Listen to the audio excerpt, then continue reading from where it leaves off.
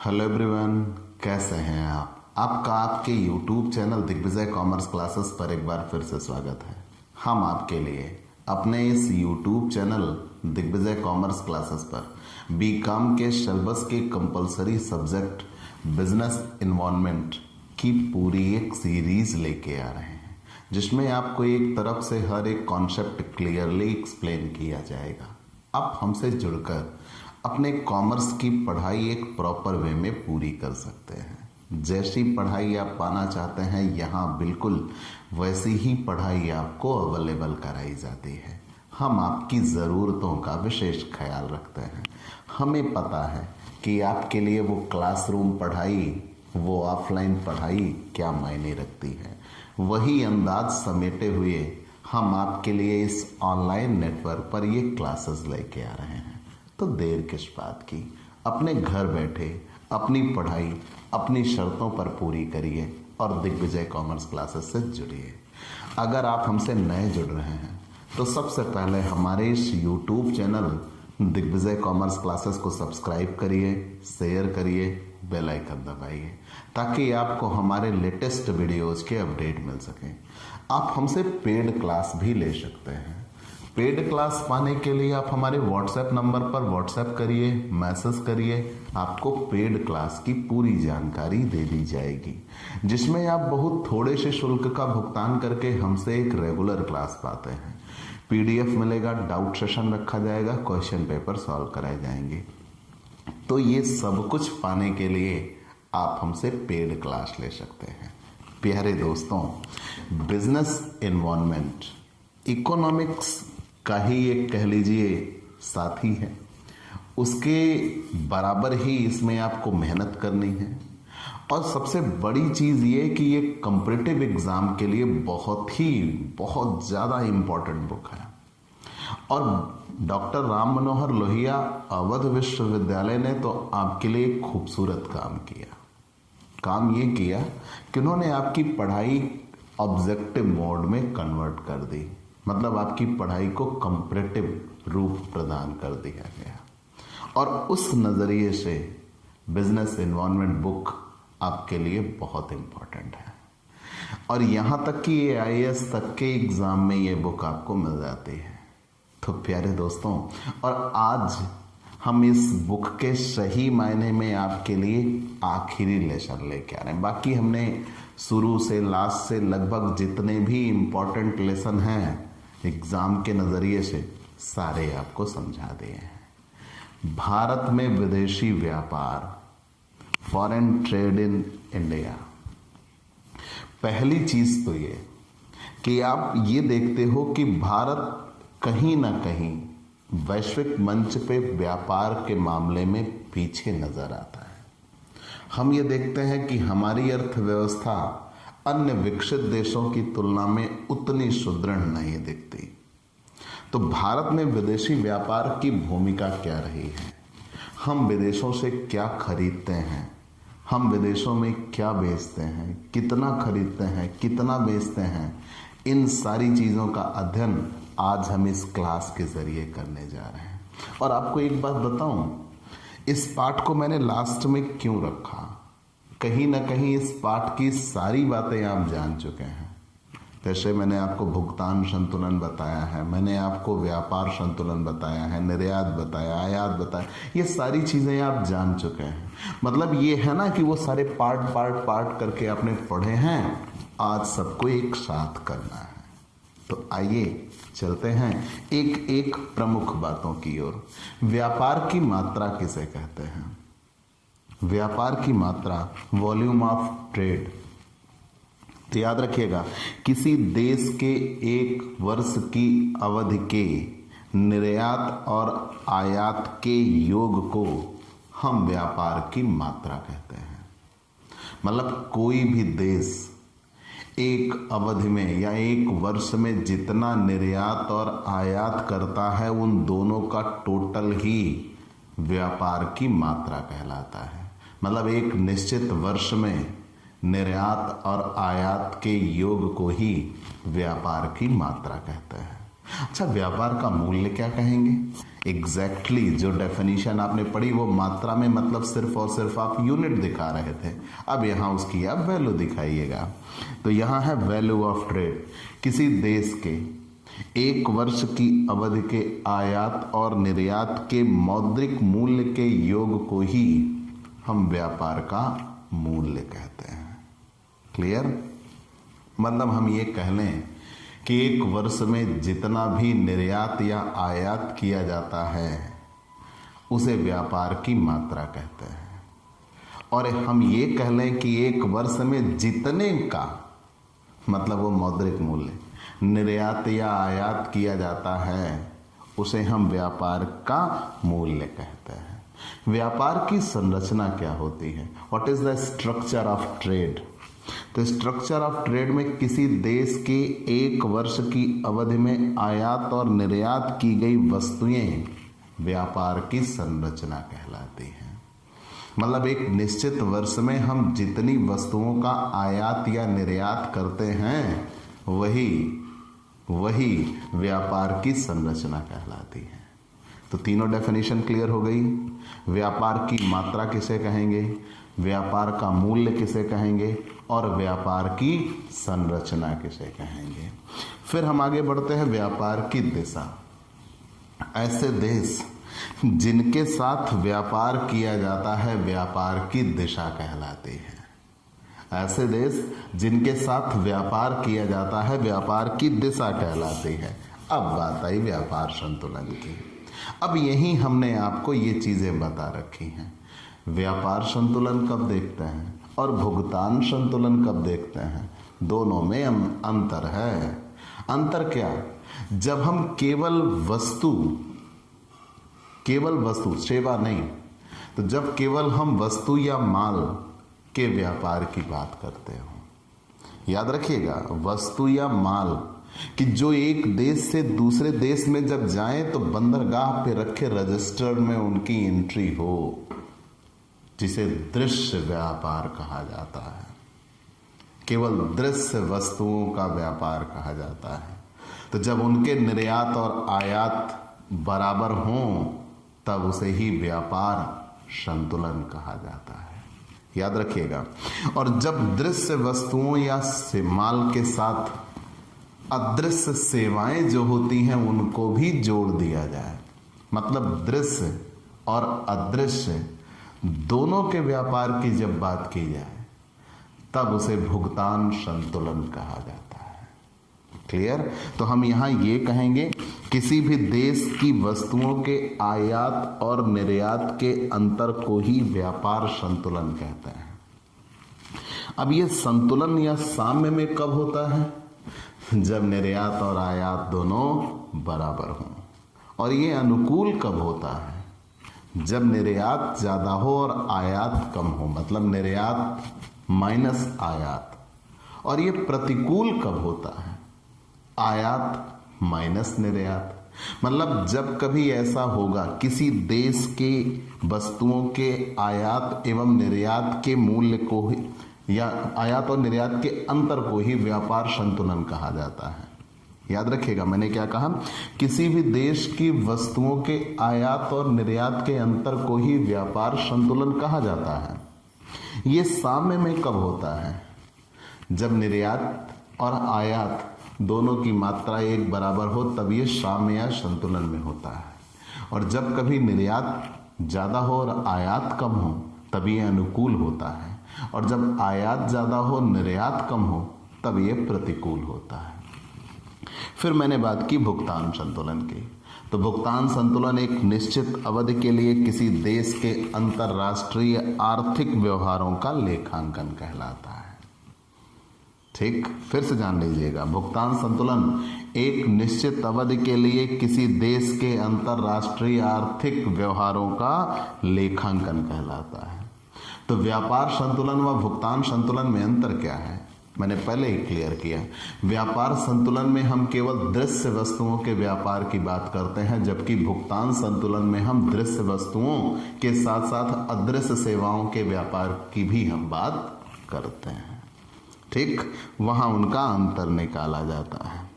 याद रखिएगा, किताबी ज्ञान, जब केवल वस्तुओं के आयात निर्यात का अंतर निकाला जाता है तो उसे व्यापार संतुलन कहते हैं, और जब वस्तुओं के साथ साथ सेवाओं के संदर्भ में भी यह अंतर निकाला जाता है तब उसे भुगतान संतुलन कहते हैं।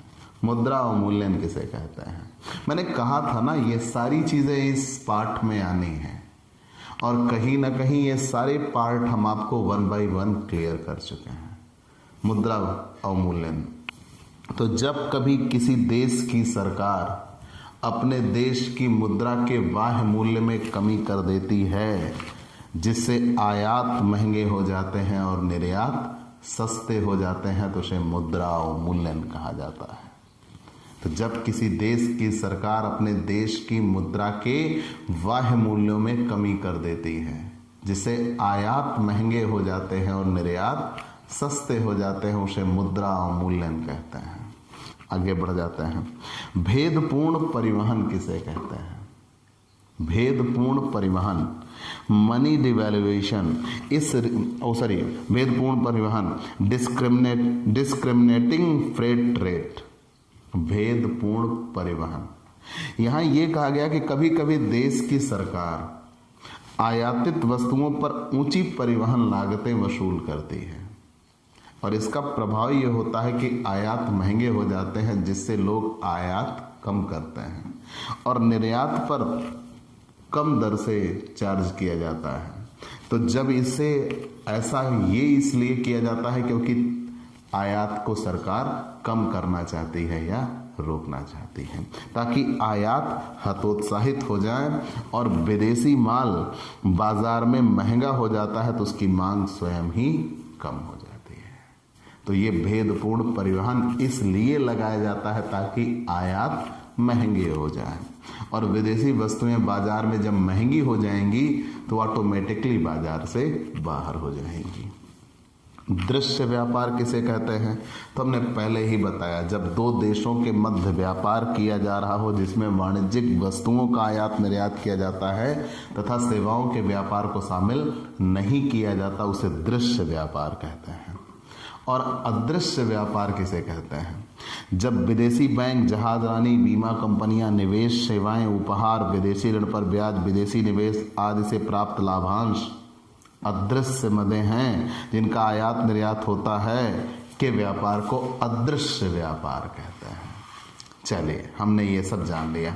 एम्बार्गो किसे कहते हैं? ये पेपर में आ सकता है। एम्बार्गो किसे कहते हैं? जब विश्व के कुछ देश मिलकर किसी विशेष देश के साथ वस्तुओं या सेवाओं का व्यापार बंद कर देते हैं, जैसे इराक के साथ किया गया। अमेरिका ने कहा इराक से अब हम व्यापार नहीं करेंगे और कोई ना करे। अभी वेनेजुएला एक देश है जहां पेट्रोल बहुत सस्ता है, कच्चे तेल बहुत सस्ता है, 1 रुपए के आसपास में है, वहां से तेल लेने से मना कर दिया गया है। तो जब विश्व के कुछ देश मिलकर किसी विशेष देश के साथ वस्तुओं या सेवाओं का व्यापार बंद कर देते हैं तो इस प्रकार के प्रतिबंध को एम्बार्गो कहते हैं, और इसका प्रयोग घाटेबंदी के रूप में किया जाता है। और आयात प्रतिस्थापन किसे कहते हैं?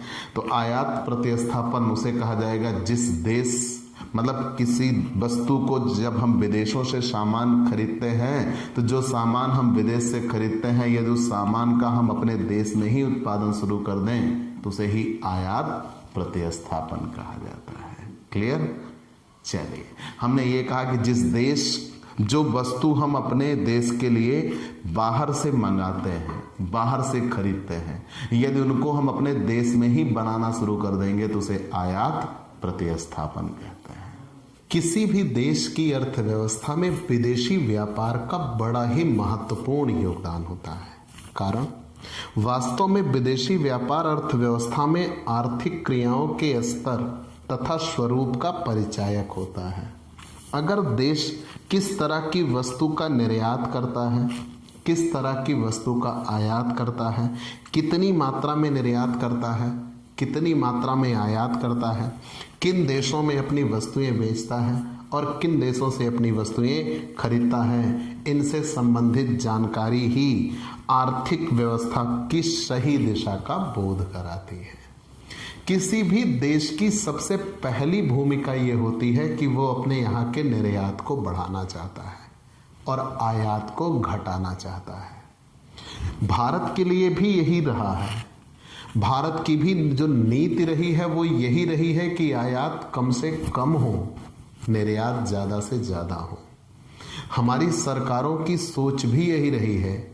हमारे यहाँ आयात संबंधित जो नीति रही है वो प्रतिस्थापन की रही है कि जिन वस्तुओं का हम आयात करते हैं उन्हें विदेशों से खरीदने के बजाय अपने ही देशों में बनाएं। आयात प्रतिबंधात्मक नीति रही है, लेकिन इन सब चीज़ों के बावजूद भी भारत में आयात ज़्यादा रहे हैं और निर्यात कम रहे हैं। ऐसा क्यों? बहुत सी ऐसी चीज़ें हैं जिन्हें हमें आयात करना ही पड़ता है, मतलब वो हमारे पास हैं ही नहीं। अगर हमें उनकी आवश्यकता है तो बाहर से मंगाना ही पड़ेगा, और जब बाहर से मंगाना ही पड़ेगा तो हमारे देश की मुद्रा या बहुमूल्य विदेशी भंडार बाहर जाएंगे। तो सरकारों का ये प्रयास होता है कि आयात ना करना पड़े, निर्यात बढ़ाए जाए। जब आयात हम करते हैं तो हमारे देश की मुद्रा बाहर जाती है, और जब निर्यात करते हैं तो विदेशी मुद्रा हमारे यहाँ आती है। तो सरकारों का यही एक फंडा रहा है कि निर्यात बढ़े और आयात घटे। लेकिन फिर भी अगर हम विदेशी व्यापार का आकार और मूल्य परखें तो 1990-91 में 10,645 करोड़ का व्यापार असंतुलन था, आयात ज़्यादा था और निर्यात कम। और ये सभी योजना काल में हमारे यहाँ बना रहा है। अगर हम देखना शुरू करें 95, 96, 97, 98, मतलब सभी वर्ष के आंकड़े ये बताते हैं कि व्यापार संतुलन अनुकूल तो कभी हुआ ही नहीं, हमेशा प्रतिकूल बना रहा है। प्रतिकूल बने रहने का मतलब कि भारत में आयात ज़्यादा होते हैं और निर्यात कम होते हैं। अगर आंकड़ों के संदर्भ में आप देखिएगा तो आप ये देखिएगा कि 1990-91 में 43,198 करोड़ का आयात था और 32,553 करोड़ का निर्यात। अगर हम दोनों जोड़ देते हैं तो कुल व्यापार का मूल्य 75,751 करोड़ था। लेकिन असंतुलन था, निर्यात कम था और आयात ज़्यादा था। तो जब असंतुलन था, प्रतिकूल था, अनुकूल नहीं था, 10,645 करोड़। ऐसे ही हम बढ़ के चले आए 2017-18 का आंकड़ा देते हैं आपको। आयात रहा है 21,82,289 करोड़ का और निर्यात रहा है 14,41,419 करोड़ का। अगर दोनों को हम जोड़ देते हैं तो कुल विदेशी व्यापार 36,23,708 करोड़। लेकिन असंतुलन की अगर अब बात करते हैं तो आयात ज़्यादा है और निर्यात कम है, 7,40,870 करोड़ का। तो ये प्रवृत्ति दिखाती है कि भारत में आयात हमेशा ज़्यादा रहे हैं और निर्यात हमेशा कम रहे हैं। फिर भी हमने आयात प्रतिस्थापन की नीति अपनाई है, हमने आयात प्रतिबंधात्मक नीति अपनाई है। इन सब चीज़ों के बावजूद भी आयात ज़्यादा है और निर्यात कम है। ऐसा कैसे? आयात में अपेक्षाकृत अधिक वृद्धि हुई है। खाद्यान्न का हमने नियमित आयात किया और हमारी आवश्यकताएं बढ़ी हैं क्योंकि हमारी जनसंख्या ज़्यादा है। 1990-91 में अपनाई जाने वाली उदार आयात नीति भी इसके लिए जिम्मेदार रही है ताकि आयात बढ़ गए हैं। वस्तुओं की बढ़ती हुई कीमतें भी इसके पीछे जिम्मेदार रही हैं कि आयात की मात्रा ज़्यादा दिखती है। और तीव्र औद्योगिकीकरण के कारण हम बाहर से मशीनरी और औद्योगिकीकरण के लिए कच्चा माल आदि बाहर से लेके आते हैं और इसकी वजह से भी आयात के मूल्य अधिक रहे हैं। हमने आयात ज़्यादा किया है और निर्यात में साधारण वृद्धि हुई है। निर्यात में साधारण वृद्धि मतलब निर्यात संवर्धन के अपर्याप्त उपाय रहे हैं। विकसित देशों की संरक्षणवादी नीति रही है। वो अपने यहाँ किसी दूसरे देश की वस्तुओं के लिए संरक्षणवादी नीति अपनाते हैं, मतलब वहाँ जाने पर हमारी वस्तुएं महंगी हो जाती हैं। तो हम उनकी मार्केट से ऑटोमेटिक बाहर हो जाते हैं। प्राथमिक वस्तुओं के अपेक्षाकृत कम मूल्य रहे हैं और घरेलू उपभोग भी हमारे बढ़े हैं क्योंकि हमारी जनसंख्या बढ़ी है। इस वजह से हमने निर्यात कम किया है और हमने ये बताया कि इसके प्रमुख परिणाम ये रहे कि आयात ज़्यादा रहा और निर्यात कम रहा, जिसकी वजह से हमारा व्यापार घाटा बढ़ गया। आयात ज़्यादा निर्यात कम दोनों के बीच के अंतर को ही व्यापार घाटा कहते हैं और ये असंतुलन है और ये प्रतिकूल है, अनुकूल नहीं रहा। चलिए हमने ये जान लिया विश्व व्यापार में भारत की भागीदारी कितना। अगर हम ये देखें तो विश्व व्यापार में भारत की भागीदारी कितना, तो 1948 में विश्व व्यापार का हम 2.2% हिस्सा देते थे। पूरे विश्व में जितना व्यापार होता उसका 2.2% भारत करता था, लेकिन 80-81 में घट के 0.42% हो गया। फिर हमने बढ़ाने की बात की और ये 2000 में 0.7%, 2009 में से लेकर 1 मार्च 2010 तक ये 1.5% और 2011 में 1.7% हो गया। लेकिन अंत में 2015 में 2.2% तथा 2016 में ये 2.5% तक पहुंचा है। तो विश्व व्यापार में ये भारत की भागीदारी बताता है। मतलब हम पहले 2.2% पे थे, फिर बीच में घटे और फिर अब बढ़ना शुरू हुए हैं। ठीक, चलिए ये चीज़ें हमने आपको बता दिया। लेकिन भारत किन चीज़ों का प्रमुख रूप से आयात करता है, मतलब वो कौन सी चीज़ें हैं जिनका भारत निरंतर आयात करता चला जा रहा है और जिसकी वजह से हमारे यहाँ व्यापार संतुलन नहीं हो पाता, भुगतान संतुलन नहीं हो पाता। कौन कौन सी चीज़ें हैं? पेट्रोलियम और लुब्रिकेंट। हमारे यहाँ पेट्रोलियम और लुब्रिकेंट पदार्थ नहीं होते। इन्हें हम बाहर से संयुक्त अरब अमीरात, ईरान, अमेरिका आदि जैसे देशों से इनको मंगाते हैं और जब इनको हम वहाँ से मंगाते हैं तो हमारे देश की करेंसी या कह लीजिए बहुमूल्य विदेशी मुद्रा भारत से बाहर चली जाती है। दूसरी बात, पूंजीगत वस्तुएं। पूंजीगत वस्तुएं किसे कहा जाता है? ये वे वस्तुएं होती हैं जिनकी सहायता से हम कोई दूसरी वस्तु बनाते हैं, उन्हें पूंजीगत वस्तुएं कहा जाता है। औद्योगिकीकरण की अवस्था में हमें इन पूंजीगत वस्तुओं की आवश्यकता होती है, आप मशीनें वगैरह कह लो। इसके लिए हम अमेरिका, जर्मनी, जापान, इंग्लैंड, रूस, पूर्वी यूरोप आदि से आयात करते हैं और जब वहाँ से हम मशीनरी आदि आयात करते हैं, उनकी वजह से हमारे यहाँ की मुद्रा भारत के बाहर जाती है। पूंजीकरण वस्तुएं जान लिया, वो भारी मशीनरी जिनकी वजह से हम उद्योग में जिनको लगाएंगे और उत्पादन बढ़ाएंगे। उर्वरक व कीटनाशक दवाएं। भारत एक कृषि प्रधान देश है, लेकिन फिर भी भारत उर्वरक और कीटनाशक दवाएं विदेशों से आयात करता है और विदेशों से आयात, अब चूंकि भारत कृषि प्रधान देश है, बड़े पैमाने पर आयात करता है, इसलिए हमारे देश की मुद्रा बड़े पैमाने पर बाहर जाती है। लोहा एवं इस्पात। भारत अभी तक लोहा एवं इस्पात के उत्पादन में आत्मनिर्भर नहीं हुआ है, अतः प्रतिवर्ष काफ़ी इस्पात विदेशों से मंगवाना पड़ता है। अधिकतर जर्मनी, इंग्लैंड, इटली, अमेरिका तथा फ्रांस से मंगाया जाता है। खाद्य तेल। पिछले कुछ वर्षों में तिलहन का उत्पादन हमारे यहाँ घटा है और तिलहन का उत्पादन घटने की वजह से हमें खाद्य तेल बाहर से मंगाना पड़ता है। जब खाद्य तेल हमें बाहर से मंगाना पड़ता है तो उसका भी हम निरंतर आयात कर रहे हैं। मोती एवं बहुमूल्य पत्थर। ये जो दिखावटी चीज़ें हैं, मोती या बहुमूल्य पत्थर, ये भी भारत विदेशों से बहुत बड़े पैमाने पर मंगाता है। एक बढ़ती हुई मांग को देखकर मोती और बहुमूल्य रत्नों के आयात में काफ़ी वृद्धि हुई है। जवाहरात या आभूषण रखने के हम कुछ ज़रूरत से ज़्यादा ही शौकीन हैं और इसकी वजह से इन चीज़ों का आयात भारत ने काफ़ी बढ़ाया हुआ है। अन्य वस्तुएं भी हैं, जैसे आयात की जाने वाली प्रमुख वस्तुएं मशीन व औजार, प्लास्टिक का सामान, कपास, ऊन, जूट के कपड़े आदि। ये ऐसी चीज़ें रही हैं, दवाइयाँ भी, जो भारत विदेशों से आयात करता है। चलिए हमने ये जान लिया, आपको बता दिया।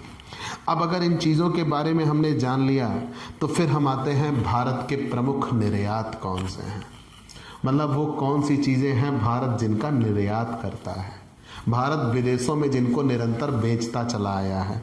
और याद रखिएगा, भारत कभी सोने की चिड़िया हुआ करती थी। क्यों? क्या सोने की खाने थी? नहीं नहीं नहीं नहीं। भारत के हस्तशिल्प और मसाले इतने बेहतर थे कि हम विदेशों में इसको बेच के बहुत मात्रा में सोना पाते थे, क्योंकि तब धातु मुद्रा चलती थी। जो भी यहाँ व्यापार करने के लिए आया वो यहाँ जब आया तो यहाँ से वस्तुएं खरीद के ले गया और अपने देशों में बेचा तो उसको 16 गुना अधिक दाम मिला था, और तब उसने भारत को सोने की चिड़िया नाम दिया था।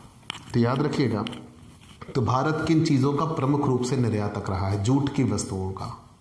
भारत बड़े पैमाने पर जूट की वस्तुओं का निर्यातक रहा था।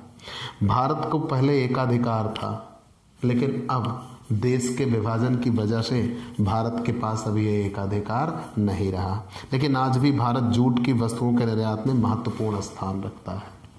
चाय का, भारत चाय उत्पाद एवं निर्यातकों में एक प्रमुख देश है। यहाँ की कुल उत्पादित चाय का एक अच्छा भाग निर्यात कर दिया जाता है। कॉफ़ी का, भाई चाय से संबंधित कॉफ़ी भी भारत बड़े पैमाने पर निर्यात करता है। सिले सिलाए वस्त्र का, भारत रेडीमेड वस्त्रों का निर्यात काफ़ी बड़े पैमाने पर करता है। 1960-61 में ही 1 करोड़ का निर्यात किया गया था केवल सिले सिलाए वस्त्र का। 1960-61 की बात थी, अब तो बहुत बड़े पैमाने पर होता है। रसायन व संबद्ध वस्तुएं भी भारत निर्यात करता है। रत्न एवं आभूषण भी निर्यात करता है। रत्न एवं आभूषण, भारत में किए जाने वाले निर्यात में सबसे अधिक वृद्धि जवाहरात के निर्यात में हुई है। भारत इनका कच्चा माल विदेशों से मंगवाता है, इन्हें तैयार करता है और तैयार करके फिर विदेशों में बेचता है। इंजीनियरिंग वस्तुएं भी भारत ने निर्यात करना शुरू किया। आज भारत में अनेक प्रकार के औद्योगिक संयंत्र और मशीनरी, भारी परिवहन उपकरण, पंखे, मोटरसाइकिलें बनाई जाती हैं और इन्हें विदेशों को निर्यात किया जाता है। पेट्रोलियम उत्पाद और दवाइयाँ, ये सब चीज़ें भी भारत निर्यात करने लगा है। सूचना प्रौद्योगिकी के क्षेत्र में भी भारत ने निर्यात करने की तरफ काफ़ी बड़ा कदम उठाया संचार क्रांति के लिए। और ऑटोमोबाइल्स का, मतलब ये वो चीज़ें रही हैं जो भारत बड़े पैमाने पर निर्यात करता रहा है।